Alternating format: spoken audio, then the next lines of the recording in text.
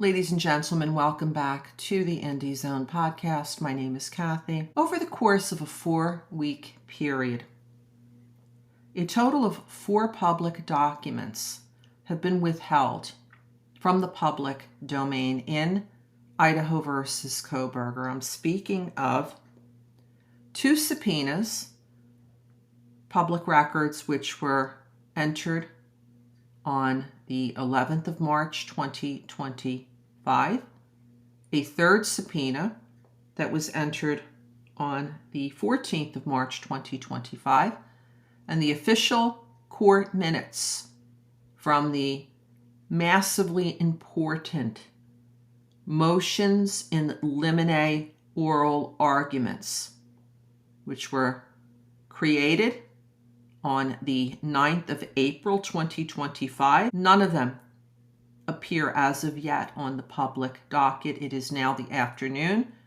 of April 16th, 2025. As to the court minutes, many items have appeared on the docket after those minutes were published on the case summary page. Yet the minutes remain outside of the public domain because they're not on the court docket yet and you can't read them, and neither can I. Going back to these subpoenas, the way you can see them is to go to the case summary page, which is maintained by the clerk of court.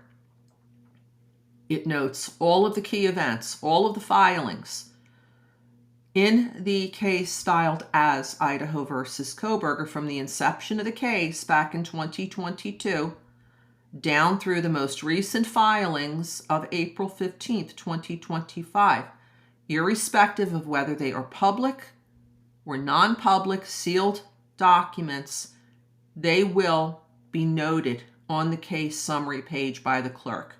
In order to review the case summary page and compare it to the public docket, please go to your search engine of choice, plug in the term Idaho cases of judicial interest.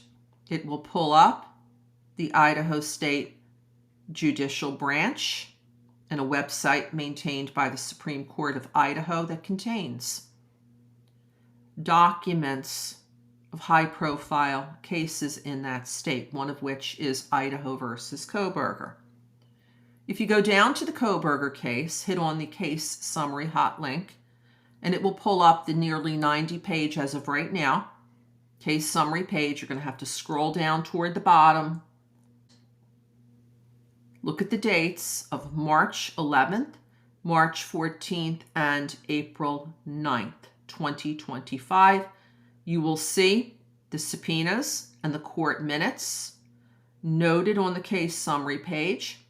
You will note that next to all 4 of those entries are a PDF icon, as opposed to the many, many, many documents that have a lock and key icon, the latter of which indicates that that is a sealed document that is being withheld from the public.